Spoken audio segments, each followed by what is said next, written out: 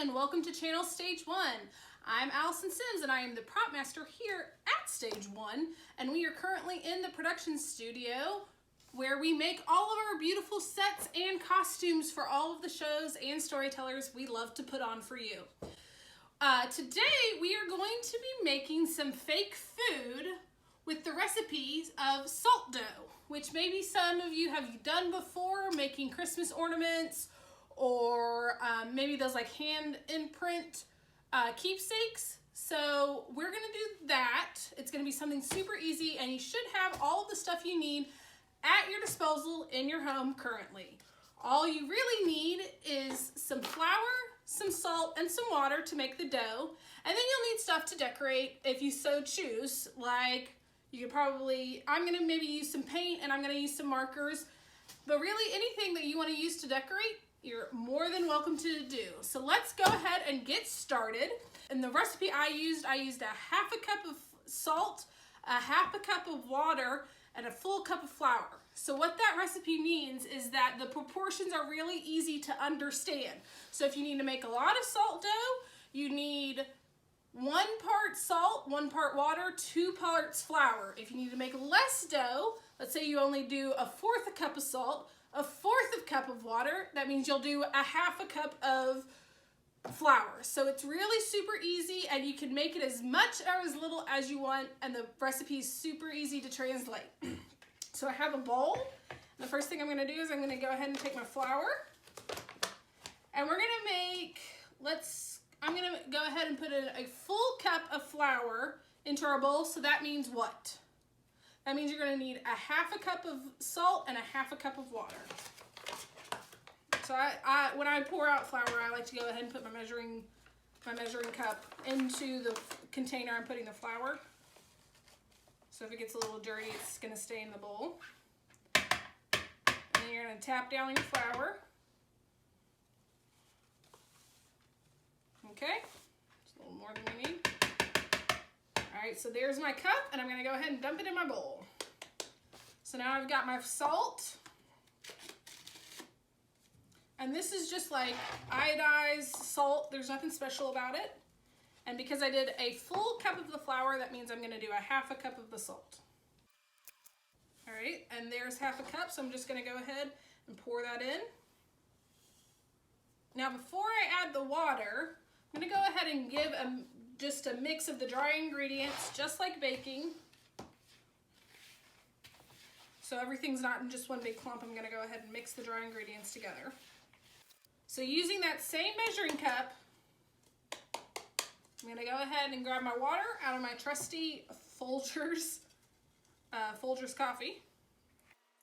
And I'm gonna sort of slowly pour this in and start to make a dough. So this part is where it's gonna get a little messy and you're gonna get your hands dirty. So we're just mixing it by hand. You're just really kneading it. It's literally making a dough. So just like in baking, you're kneading all of this. So there we go. I'm making a pretty good sized dough. And at this point, you basically have Play-Doh. So if you need something to do, you can make Play-Doh, and you can make figurines out of this. You can make it all types of shape. If you're so inclined, you could probably go ahead and grab some food dye and make different colors of Play-Doh, but that's gonna stain your hands just to put in your brain. The other thing you could do is you could maybe put some cinnamon. I know that that's a big thing you can do when you make Christmas ornaments, is you put cinnamon, and it'll go ahead and make your dough brown for you, and then it'll also just smell really good. So I've made a pretty good sized dough right now. I'm gonna take it out of my bowl, and as you can see, I have dough. I would not recommend trying it. It's very salty and doesn't taste very good. So you're gonna go ahead and knead it just like you would any other dough. So there we go. I have some salt dough, and what I'm gonna make with my salt dough is some chocolate chip cookies, which is great because I have dough, and chocolate chip cookies are just dough. So what I'm gonna do So I'm going to tear off a chunk just like you would when you're making chocolate chip cookies. And I'm going to roll. And then I'm going to, with the palm of my hand, press it out into the shape of the cookie I want and the size. So there we go. This is the size I want. And a lot of times when I'm making fake food for shows, I have to remember that people aren't going to see it as close as you would normally stand. People are going to see it are going to need to try and see it from maybe 100 feet away and up higher because it's an audience member, so I need to see. So a lot of times I will make things bigger than what they are naturally in real life. So I'm going to actually make this cookie a little bit bigger, just simply so that when I think about it, that the people in the very back can see that it's a chocolate chip cookie just as a person that's sitting in the front row. So I like to make things just a hair bigger than what they need to be. And the great thing about making a chocolate chip cookie with dough is that it's going to look natural.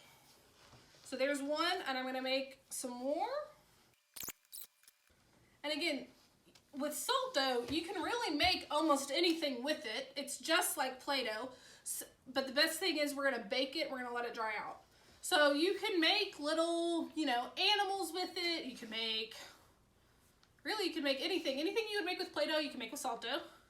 I know that I've seen on Pinterest, one of the really popular things is to make ornaments or to do that handprint where you kind of make it, you put your kid's handprint, you can put a kid's handprint in it and it's a keepsake. But for us, we're making cookies. That's a good one. So I'm going to go ahead and I'm going to use a good portion of my dough.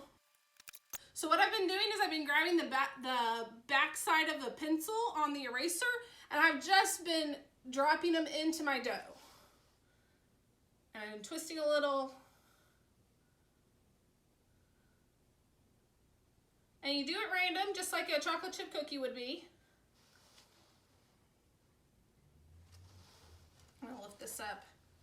So you can kind of see that while up close I can see that the chocolate chips are going down.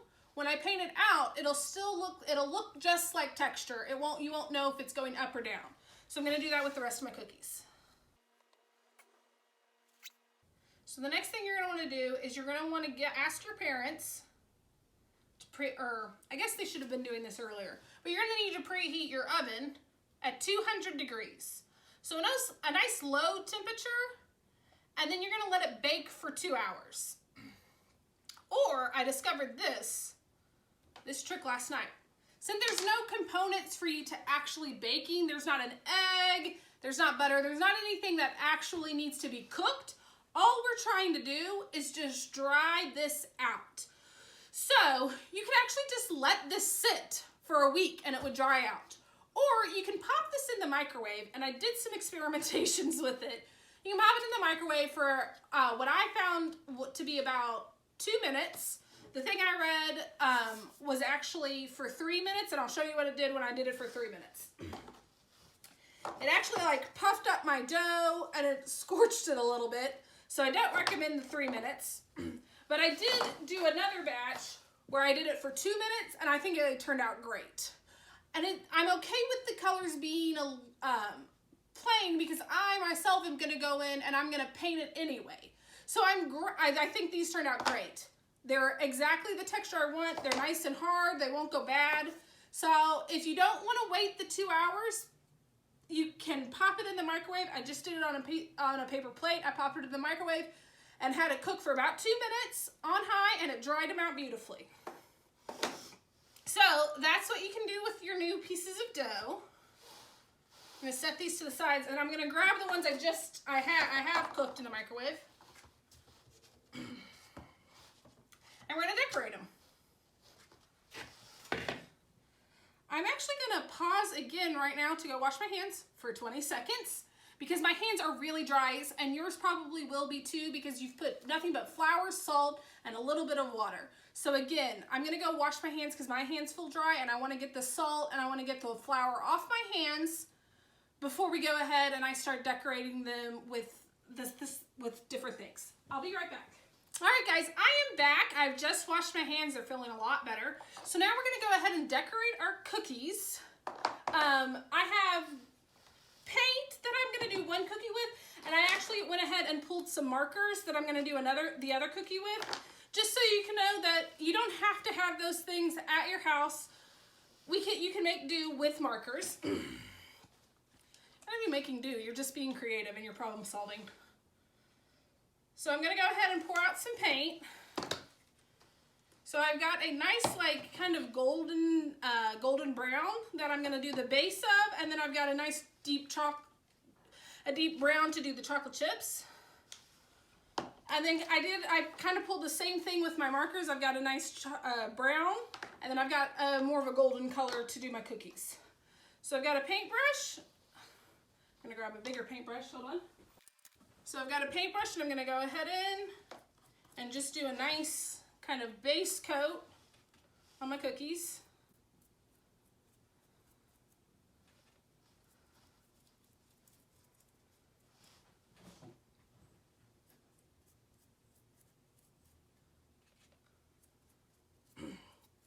So even if the color is maybe a little, so this is maybe a little bit more yellow than a cookie would naturally be, that's okay. We can go in with different types of paint and sort of shade it out so it looks more like a cookie. When you have time, you're gonna let this front side dry, and then you're gonna go ahead and do the back.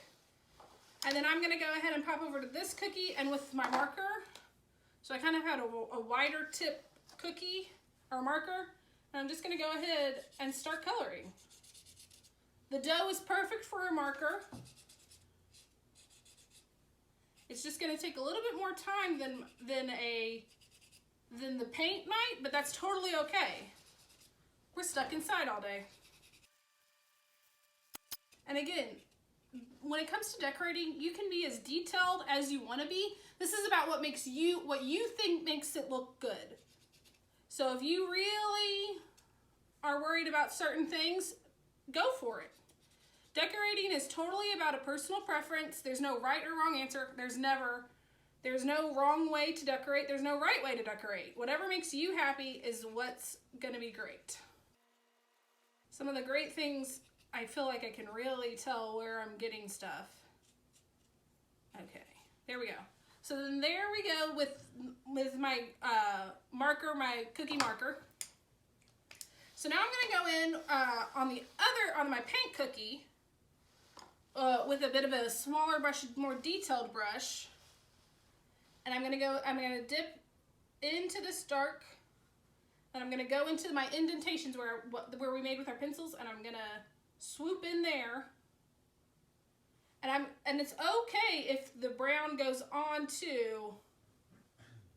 into your paint, into the outside, onto the golden brown. There we go.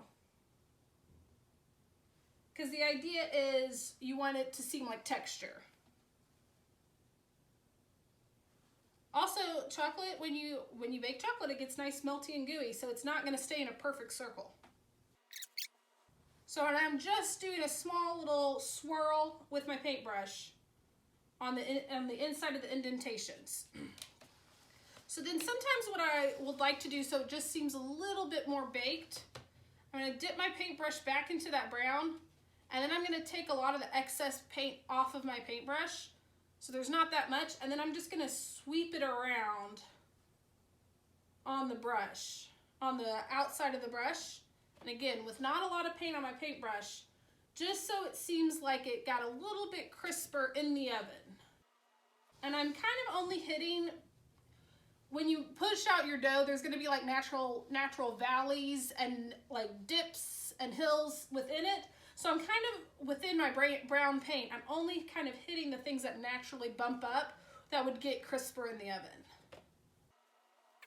So there we go. That is the paint version of my chocolate chip cookie. So I'm going to swap back over to my marker. And I'm going to go in with my brown marker now. And I'm going to swirl in, kind of the same thing with my brown marker. I'm doing kind of swirling motions with my markers. And sort of same thing. If it gets outside of the indentation, that's great. That's what chocolate naturally does. And then I'm gonna do this, I'm gonna attempt to do kind of the same thing with the marker. And very lightly, I'm gonna just brush it across the top. So obviously there's gonna be a little bit of difference because a paintbrush does something different than a pointed marker, but it kind of still feels the same. And I definitely think you look at this and you're definitely gonna know what it is. So here we go. Here is our painted salt dough chocolate chip cookie. This looks good. And then here's our marker version, which obviously I didn't have a, I think that this looks pretty good. You tell me.